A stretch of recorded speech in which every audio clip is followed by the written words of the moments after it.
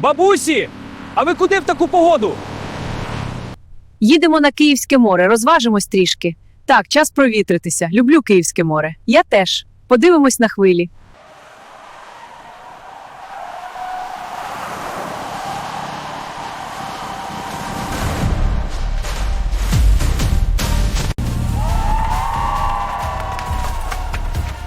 Синку, дай но щось я зіграю.